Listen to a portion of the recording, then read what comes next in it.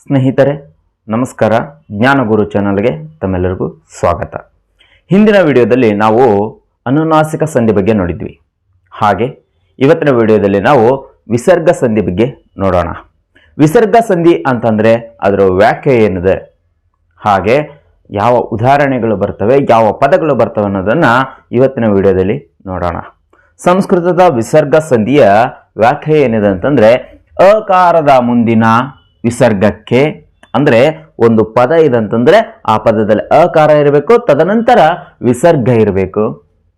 ವಿಸರ್ಗಕ್ಕೆ ಅಕಾರವಾಗಲಿ ಅಥವಾ ಮೃದು ವ್ಯಂಜನವಾಗಲಿ ಪರವಾದರೆ ಉತ್ತರ ಪದದಲ್ಲಿ ಮೊದಲನೇ ಅಕ್ಷರ ಅ ಆದ್ರೂ ಬರಬಹುದು ಅಥವಾ ಮೃದು ವ್ಯಂಜನ ಆದ್ರೂ ಬರಬಹುದು.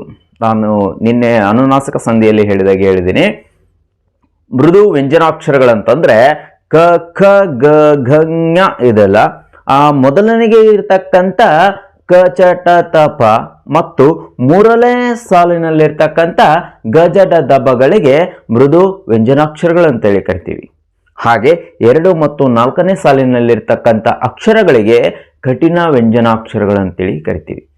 ಇಲ್ಲಿ ವಿಸರ್ಗ ಸಂಧಿಯಲ್ಲಿ ಅಕಾರವಾಗದರೂ ಬರಬಹುದು, ಅಕಾರವಾಗಲಿ ಅಥವಾ ಮೃದು ವ್ಯಂಜನವಾಗಲಿ ಪರವಾದರೆ ಬಂದರೆ ವಿಸರ್ಗದ ಸ್ಥಳದಲ್ಲಿ ಊಕಾರಾದೇಶವಾಗುತ್ತದೆ. ಅಂದ್ರೆ ಸಂಧಿ ಪದ ನಡೆಯುವಾಗ ವಿಸರ್ಗದ ಸ್ಥಳದಲ್ಲಿ ಊಕಾರ ಬರುತ್ತೆ, ವಿಸರ್ಗ ಹೋಗಿಬಿಟ್ಟು ಊಕಾರ ಬರ್ತಕ್ಕಂಥದ್ದು. ತದನಂತರ ಊಕಾರವು ತನ್ನ ಹಿಂದಿನ ಅಕಾರದೊಳಗೆ ಕೂಡಿ ಗುಣಸಂಧಿಯಂತೆ ಓಕಾರವಾಗುತ್ತದೆ. ಅಕಾರದ ಜೊತೆಗೆ ಊಕಾರ ಸೇರಿಬಿಟ್ಟು ಗುಣಸಂಧಿಯಂತೆ ಓಕಾರ ಆಗತಕ್ಕಂಥದ್ದು.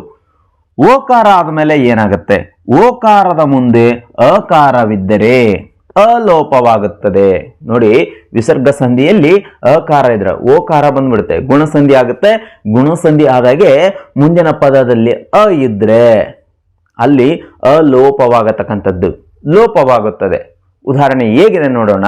ಇಲ್ಲಿ ಉದಾಹರಣೆಗಳನ್ನು ನೋಡಿದಾಗ ನಮಗೆ ಈ ವಾಕ್ಯ ಇನ್ನು ಸಂಪೂರ್ಣವಾಗಿ ಅರ್ಥ ಆಗುತ್ತೆ. ಹೇಗಿದೆ, ಮನಃ ಪ್ಲಸ್ ಅನುರಾಗ, ಮನಃ ಪ್ಲಸ್ ಉ ಪ್ಲಸ್ ಅನುರಾಗ ಪ್ಲಸ್ ಮನೋನುರಾಗ. ಹೇಗಿದೆ, ಪೂರ್ವ ಪದದಲ್ಲಿ ಅಕಾರ, ಅಕಾರದ ಮುಂದಿನ ವಿಸರ್ಗಕ್ಕೆ, ಅಕಾರದ ಮುಂದಿನ ವಿಸರ್ಗಕ್ಕೆ, ಪೂರ್ವ ಪದದಲ್ಲಿ ಅಕಾರದ ಮುಂದಿನ ವಿಸರ್ಗಕ್ಕೆ ನ ಪ್ಲಸ್ ಅ ಇದೆ, ಪ್ಲಸ್ ವಿಸರ್ಗ ಇದೆ. ಅಕಾರದ ಮುಂದಿನ ವಿಸರ್ಗಕ್ಕೆ ಅಕಾರವಾಗಲಿ ಅಥವಾ ಮೃದು ವ್ಯಂಜನಾಕ್ಷರವಾಗಲಿ ಬಂದರೆ ವಿಸರ್ಗದ ಸ್ಥಳದಲ್ಲಿ ಊಕಾರ ಬರ್ತಕ್ಕಂಥದ್ದು. ನೋಡಿ, ಇಲ್ಲಿ ಮನ ಇದೆ, ಇಲ್ಲಿ ವಿಸರ್ಗದ ಸ್ಥಳದ ಬದಲಾಗಿ ಊ ಬಂದಿದೆ, ಊಕಾರ ಆದೇಶವಾಗುತ್ತದೆ. ಬಳಿಕ ಊಕಾರವು ತನ್ನ ಹಿಂದಿನ ಅಕಾರದೊಳಗೆ ಕೂಡಿ, ಇಲ್ಲಿರ್ತಕ್ಕಂಥದ್ದು ನ ಪ್ಲಸ್ ಅ ಇದೆ ಅಲ್ವಾ, ಈ ಊ ಅಂತಕ್ಕಂಥದ್ದು ಅಕಾರ ತನ್ನ ಹಿಂದಿನ ಅಕಾರದೊಳಗೆ ಕೂಡಿ ಗುಣಸಂಧಿಯಂತೆ ಓಕಾರವಾಗತಕ್ಕಂಥದ್ದು. ಓಕಾರ ಆಯ್ತು, ಮನೋ ಆಯ್ತು. ಇವಾಗ ಮನೋ ಆದಾಗೆ ಓಕಾರದ ಮುಂದೆ ಅ ಇದ್ರೆ ಈ ಅ ಅಂತಕ್ಕಂಥದ್ದು ಲೋಪ ಆಗತಕ್ಕಂಥದ್ದು. ಸಂಧಿ ಪದದಲ್ಲಿ ಓಕಾರದ ಮುಂದೆ ಅ ಇತ್ತಪ್ಪ ಅಂದ್ರೆ ಅ ಲೋಪವಾಗತಕ್ಕಂಥದ್ದು. ಮನ ಪ್ಲಸ್ ಅನುರಾಗ ಮನೋನುರಾಗ. ನೋಡಿ, ಇಲ್ಲಿ ಲೋಪ ಆಗಿದೆ, ಓಕಾರದ ಮುಂದೆ ಅ ಇದೆ ಅಲ್ವಾ, ಹಾಗಾಗಿ ಅ ಲೋಪವಾಗಿ ಮನೋನುರಾಗ ಆಗಿದೆ. ಹಾಗೆ ಇಲ್ಲಿ ನೋಡೋದಾದ್ರೆ ಮನಃ ಪ್ಲಸ್ ಗಮನ, ಮನ ಪ್ಲಸ್ ಉ ಅಂದ್ರೆ ವಿಸರ್ಗದ ಬದಲಾಗಿ ಊ ಬಂದಿದೆ. ಊ ಬಂದಾಗಿ ಊ ಅಂತಕ್ಕಂಥದ್ದು ಅಸರ ಜೊತೆ ಸೇರ್ಕೊಂಡಿದೆ. ಇಲ್ಲಿ ಮನ ನದಲ್ಲಿ ಅ ಇದೆ, ಊ ಅಂತಕ್ಕಂಥದ್ದು ಹಿಂದಿನ ಅಸರದೊಳಗೆ ಕೂಡಿ ಓ ಆಗಿದೆ, ಮನೋ ಆಯ್ತು. ಇವಾಗ ಇದರ ಮುಂದುಗಡೆ ಅಕಾರವಾಗಲಿ ಅಥವಾ ಮೃದು ವ್ಯಂಜನಾಕ್ಷರ, ಇಲ್ಲಿ ಮೃದು ವ್ಯಂಜನಾಕ್ಷರ ಗ ಇದೆ ಅಲ್ವಾ, ಈ ಗ ಸೇರಿದಾದ್ಮೇಲೆ ಮನೋಗಮನ ಆಯ್ತು. ಅಂದ್ರೆ ಇಲ್ಲಿ ಅ ಇಲ್ಲ, ಮೊದಲಿಗೆ ಗ ಇದೆ, ಅ ಇಲ್ಲ ಗ ಇದೆ. ಹಾಗಾಗಿ ಮನೋಗಮನ. ಇಲ್ಲಿ ಯಾವುದೇ ಪದ ಅ ಇಲ್ವಲ್ಲ, ಅ ಇಲ್ಲದೆ ಕಾರಣ ಇಲ್ಲಿ ಯಾವುದೇ ಪದ ಲೋಪ ಆಗಿಲ್ಲ, ಯಾವುದೇ ಅಕ್ಷರ ಸಹ ಲೋಪ ಆಗಿಲ್ಲ. ಗ ವ್ಯಂಜನ ಅಕ್ಷರ ಇರೋದ್ರಿಂದ ಇಲ್ಲಿ ಲೋಪವಾಗಿಲ್ಲ. ಮನ ಪ್ಲಸ್ ಉ ಪ್ಲಸ್ ಗಮನ ಮನೋಗಮನ. ಹಾಗೆ ಹವಿ ಪ್ಲಸ್ ಗಂಧ ಹವಿರ್ಗಂಧ. ಅಂದ್ರೆ ಇಲ್ಲಿ ಅ ಇದೆ, ಅ ಮುಂದೆ ವಿಸರ್ಗ ಇದೆ. ಹಾಗೆ ಇಲ್ಲಿ ಅಕಾರ ಬಂದಿದೆ, ಇಲ್ಲಿ ಮೃದು ವ್ಯಂಜನಾಕ್ಷರ ಬಂದಿದೆ. ಹಾಗಾದರೆ ಇಲ್ಲಿ ಮನೋಗಮನ ಆಯ್ತು, ಮನೋನುರಾಗ ಆಯ್ತು, ಮನೋತಜ್ಞ ಅಂತ ಹೇಳ್ತಕ್ಕಂಥದ್ದು ಪದ ಬರುತ್ತೆ. ಮನೋತಜ್ಞ, ಮನೋರೋಗ ಅಂತ ಹೇಳ್ತೀವಿ. ಹಾಗೆ ಇಲ್ಲಿ ರೇಪ ಬಂದಿದೆ, ಇದನ್ನ ರೇಪ ಅಂತಾನು ಕರಿತೀವಿ. ಇಲ್ಲಿ ಹವಿ ಅಂದ್ರೆ ಪೂರ್ವ ಪದದಲ್ಲಿ ಆ ಹೊರತುಪಡಿಸಿ ಉಳಿದ ಸ್ವರಗಳು ಬಂದರೆ ಈ ಆದ್ರೂ ಬರಬಹುದು, ಈ ಆದ್ರೂ ಬರಬಹುದು, ಊ ಆದ್ರೂ ಬರಬಹುದು, ಊ ಆದ್ರೂ ಬರಬಹುದು. ಹೀಗೆ ಉಳಿದ ಸ್ವರಗಳು ಈ ಸ್ವರಗಳ ಮುಂದೆ ವಿಸರ್ಗ ಬಂದರೆ ಆ ಸಂಧಿ ಪದದಲ್ಲಿ ವಿಸರ್ಗದ ಬದಲಾಗಿ ರೇಪ ಬರ್ತಕ್ಕಂಥದ್ದು. ಅರ್ಥ ಆಯ್ತು ಅಂತೇಳಿ ಭಾವಿಸ್ತೀನಿ ನಾನು. ವಿಸರ್ಗ ಸಂಧಿಯಲ್ಲಿ ಅಕಾರದ ಮುಂದಿನ ವಿಸರ್ಗಕ್ಕೆ ಉತ್ತರ ಪದದಲ್ಲಿ ಅಕಾರವಾಗಲಿ ಅಥವಾ ಮೃದು ವ್ಯಂಜನಾಕ್ಷರಗಳ ಪರವಾದರೆ ಬಂದರೆ ವಿಸರ್ಗದ ಸ್ಥಳದಲ್ಲಿ ಸಂಧಿ ಕಾರ್ಯ ನಡೆಯುವಾಗ ವಿಸರ್ಗದ ಸ್ಥಳದಾಗಿ ವಿಸರ್ಗದ ಬದಲಿಗೆ ಊಕಾರ ಬರುತ್ತೆ. ಊಕಾರ ಬಂದಾದ್ಮೇಲೆ ಇದರ ಹಿಂದಗಡೆ ಅ ಇದ್ರೆ ಇದು ಊ ಸೇರ್ಕೊಂಡು ಗುಣಸಂಧಿಯಂತೆ ಓ ಆಗುತ್ತೆ. ಓ ಆದ್ಮೇಲೆ ಮುಂದೆ ಅ ಇದ್ರೆ ಈ ಅ ಅಂತಕ್ಕಂಥದ್ದು ಲೋಪ ಆಗಿ ಮನೋನುರಾಗ ಆಗುತ್ತೆ. ಒಂದು ವೇಳೆ ಓ ಮುಂದಗಡೆ ಅಸ್ವರ ಇಲ್ಲ ಅಂತಂದ್ರೆ ವ್ಯಂಜನಾಕ್ಷರ ಇದ್ರೆ ಆ ವ್ಯಂಜನಾಕ್ಷರಗಳು ಹಾಗೇ ಬರುತ್ತವೆ ನೋಡಿ. ಮನ ಪ್ಲಸ್ ಉ ಪ್ಲಸ್ ಗಮನ ಮನೋಗಮನ. ಅಂದ್ರೆ ಉ ಸ್ವರದಲ್ಲಿ ಸೇರ್ಕೊಂಡು ಓ ಆಗಿದೆ. ಓ ಮುಂದಗಡೆ ಗ ವ್ಯಂಜನಾಕ್ಷರ ಇದೆ, ಹಾಗಾಗಿ ಮನೋಗಮನ ಆಯಿತು. ಹಾಗೆ ಹವಿ ಪ್ಲಸ್ ಗಂಧ ಹವಿರ್ಗಂಧ ಅಂತೇಳಿ ಇಲ್ಲಿ ಈ ಇದೆ, ಈ ಸ್ವರದ ಮುಂದೆ ವಿಸರ್ಗ ಇದೆ, ವಿಸರ್ಗ ಬಂದಿದೆ. ಈ ಸ್ವರದ ಮುಂದೆ ವಿಸರ್ಗ ಬಂದರೆ ಸಂಧಿ ಪದದಲ್ಲಿ ರೇಪ ಬರ್ತಕ್ಕಂಥದ್ದನ್ನ ನಾವು ವಿಸರ್ಗ ಸಂಧಿಯಲ್ಲಿ ನೋಡ್ತೀವಿ, ಹವಿರ್ಗಂಧ ಅಂತೇಳಿ. ಹಾಗೆ ಈ ಒಂದೇ ಡೆಫಿನಿಷನ್ ಅಲ್ಲಿ ಇಲ್ಲ,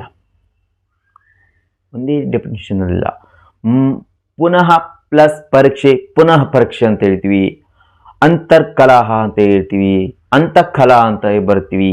ಹಾಗೆ ಅಂತಃಪುರ ಅಂತ ಬರಿತೀವಿ.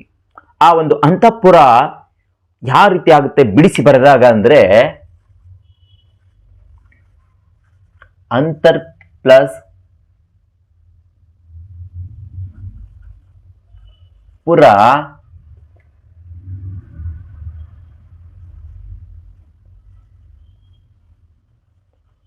ಅಂತಃಪುರ ಆಗುತ್ತೆ. ಹಾಗಾದ್ರೆ ನಾವು ಇಲ್ಲಿ ಅಂತಃಪುರ ಬಂದಿದೆ, ವಿಸರ್ಗ ಬಂದಿದೆ. ಇಲ್ಲಿ ಯಾವ ವ್ಯಂಜನಾಕ್ಷರ ಬಂದಿದೆ, ಇಲ್ಲಿ ಮೊದಲಿಗೆ ಉತ್ತರ ಪದದಲ್ಲಿ ಮೊದಲ ವ್ಯಂಜನಾಕ್ಷರ ಇದೆ. ಹಾಗಾದ್ರೆ ಈ ಡೆಫಿನಿಷನ್ ಏನಿದೆ ಅಂದ್ರೆ ವಿಸರ್ಗ ಸಂಧಿಯಲ್ಲಿ ಎರಡು ರೀತಿ ನೋಡ್ತೀವಿ ನಾವು, ಇದನ್ನ ಸಹ ನೋಡ್ತೀವಿ. ಮನ ಪ್ಲಸ್ ಅನುರಾಗ ಮನೋನುರಾಗ, ಮನ ಪ್ಲಸ್ ಗಮನ ಮನೋಗಮನ, ಹವಿ ಪ್ಲಸ್ ಗಂಧ ಹವಿರ್ಗಂಧ, ಅಂತರ್ ಪ್ಲಸ್ ಪುರ ಅಂತಃಪುರ. ಈ ಅಂತಃಪುರ ಈಗ ನಿಮಗೆ ಇದು ಅರ್ಥ ಆಯ್ತು ಅಂತ ಹೇಳಿ ಭಾವಿಸ್ತೀನಿ. ಇವೆರಡು ನಿಮಗೆ ಡೆಫಿನಿಷನ್ ಇಲ್ಲಿದೆ. ಈ ಒಂದು ಹವಿರ್ಗಂಧದಲ್ಲಿ ಏನಿದೆ ಅಂತಂದ್ರೆ ಆ ಹೊರತುಪಡಿಸಿ ಉಳಿದ ಸ್ವರಗಳಿದ್ದರೆ, ಈ ಉ ಸ್ವರಗಳಿದ್ದರೆ, ಆ ಹೊರತುಪಡಿಸಿ ಉಳಿದ ಸ್ವರಗಳ ಮುಂದೆ ವಿಸರ್ಗ ಬಂದರೆ ಸಂಧಿ ಪದದಲ್ಲಿ ರೇಪ ಬರ್ತಕ್ಕಂಥದ್ದು.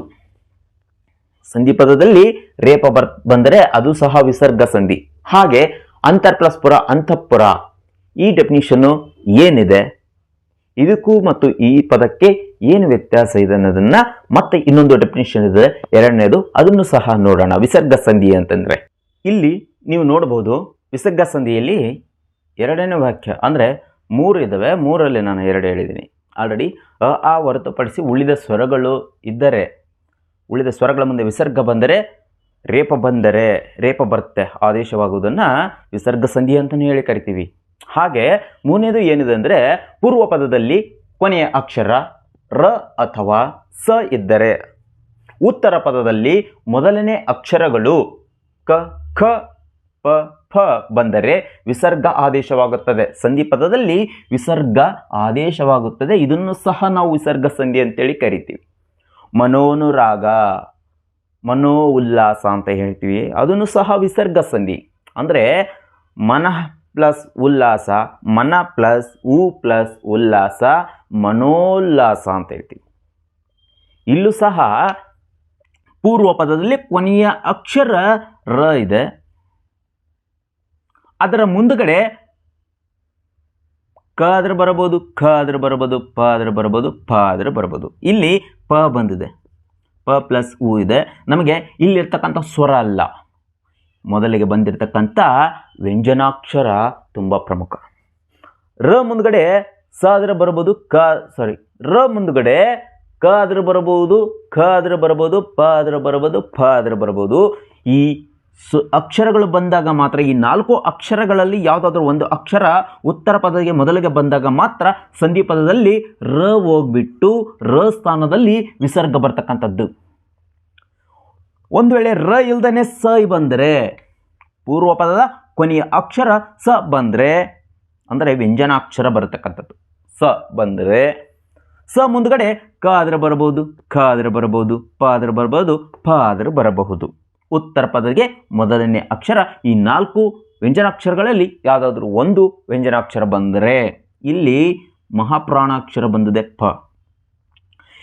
ಪ ಬಂದಾಗ ಸಂಧಿ ಪದದಲ್ಲಿ ಸ ಬದಲಿಗೆ ವಿಸರ್ಗ ಆದೇಶವಾಗಿ ಬರ್ತಕ್ಕಂಥದ್ದು. ಇದನ್ನು ನಾವು ವಿಸರ್ಗ ಸಂಧಿ ಅಂತೇಳಿ ಕರಿತೀವಿ. ಹಾಗೆ ಅಂತರ್ ಪ್ಲಸ್ ಕಲಹ, ಅಂತಃಕಲಹ, ಅಂತಹ ಕಲಹ ಅಂತ ಹೇಳ್ತೀವಿ. ಅಂತರ್ ನೋಡಿ, ಇಲ್ಲಿ ರ ಇದೆ, ಇದರ ಮುಂದುಗಡೆ ಕ ಬಂದಿದೆ, ಕ ಬಂದಿದೆ, ಕ ಬಂದಿದೆ.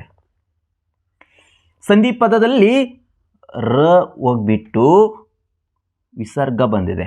ಇದನ್ನು ಸಹ ನಾವು ವಿಸರ್ಗ ಸಂಧಿ ಅಂತ ಹೇಳಿ ಕರಿತೀವಿ. ನಿಮಗೆ ಮತ್ತೆ ಅರ್ಥ ಆಯಿತು ಅಂತೇಳಿ ಭಾವಿಸ್ತೀನಿ. ಹಾಗೆ ಈ ರೀತಿಯಾಗಿರ್ತಕ್ಕಂಥ ಉದಾಹರಣೆಗಳು ನಮಗೆ ತುಂಬ ಸಿಗ್ತವೆ. ನಿಮಗೆ ಅನಿಸ್ಬೋದು, ಏನು ಇವತ್ತಿನ ವಿಡಿಯೋದಲ್ಲಿ ವಿಸರ್ಗ ಸಂಧಿ ಇಷ್ಟೊಂದು ಗೊಂದಲಮಯವಾಗಿದೆ ಅಂತೇಳಿ, ಎಲ್ಲೂ ಕೇಳೂ ಇಲ್ಲ ಅಂತಲೂ ಕೆಲವರು ಕೇಳುತ್ತಾರೆ ಇದ್ದಾರೆ. ಇದನ್ನು ನಾನು ನೋಡೇ ಇಲ್ಲ, ಕೇಳೂ ಇಲ್ಲ ಅಂತ. ಆದರೆ ಬಳಕೆ ಮಾಡ್ತೀವಿ ನಾವು. ಈ ಪದಗಳನ್ನು ಹೆಚ್ಚಾಗಿ ನಾವು ಬಳಕೆ ಮಾಡ್ತೀವಿ, ಆದರೆ ಎಲ್ಲಿ ಕೇಳಿವಿ ಅಂತಲೂ ಗೊತ್ತಾಗಿಲ್ಲ. ಈ ಪದಗಳನ್ನು, ವಿಸರ್ಗ ಸಂಧಿಯನ್ನು ಕೇವಲ ಈ ಒಂದು ನಾನು ಹೇಳ್ತಾ ಇದ್ದೀನಿ ಅಂತ ಹೇಳ್ಬಿಟ್ಟು ಎಲ್ಲೂ ನೋಡೇ ಇಲ್ಲ ಅಂತ ಸ್ಕಿಪ್ ಮಾಡೋದಲ್ಲ. ನೀವು ಹುಡುಕಿ ಖಂಡಿತ ಸಿಗುತ್ತೆ. ವಿಸರ್ಗ ಸಂಧಿಯಲ್ಲಿ ಕೆಲವೊಂದು ಪುಸ್ತಕಗಳಲ್ಲಿ ಬರೆದಿದ್ದಾರೆ, ಕೊಟ್ಟಿದ್ದರೂ ಸಹ ಇನ್ನು ಕೆಲವೊಂದು ಪುಸ್ತಕಗಳಲ್ಲಿ ಕೊಟ್ಟಿಲ್ಲ. ನಾವು ಒಂದು ಸ್ಪರ್ಧಾತ್ಮಕ ಪರೀಕ್ಷೆಗಳಲ್ಲಿ ಓದ್ತಾ ಇದ್ದೀವಿ ಅಂದಾಗ ಎಷ್ಟು ವಿಷಯಗಳು ಇರ್ತವೆ, ನಮಗೆ ಎಷ್ಟು ಬೇಕೋ ಅಷ್ಟನ್ನು ಮಾತ್ರ ಹೆಕ್ಕಿ ತಗೊಳ್ತಾ ಇದ್ವಿ. ನಾವು ತುಂಬ ಎತ್ತರವಾಗಿದ್ದ ಕನಸನ್ನು ಇಟ್ಕೊತೀವಿ, ಆದರೆ ಸ್ವಲ್ಪ ಓಡಾಡ್ತಿರ್ತೀವಿ.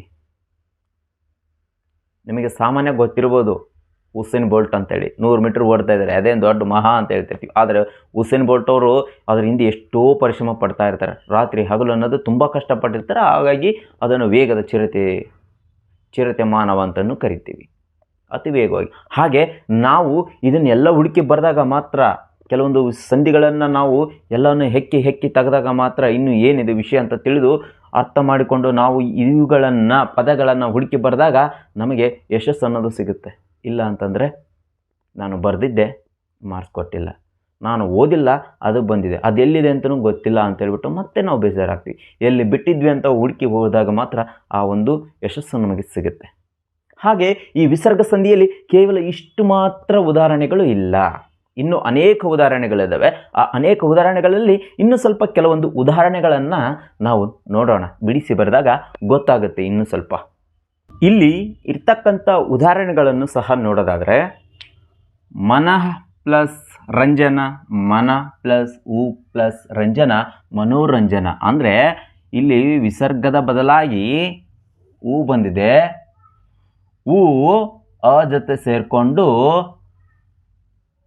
ಅ ಜೊತೆ ಸೇರಿಕೊಂಡು ಓ ಆಗಿದೆ, ಮನೋರಂಜನ. ವಿಸರ್ಗದ ಬದಲಾಗಿ ಊ ಬಂದಿದೆ, ಊ ಹಿಂದಿನ ಅಕ್ಷರ ಅ ಜೊತೆ ಸೇರಿಕೊಂಡು ಓ ಆಗಿದೆ, ಓ ಆಗಿದೆ, ಮನೋರಂಜನ.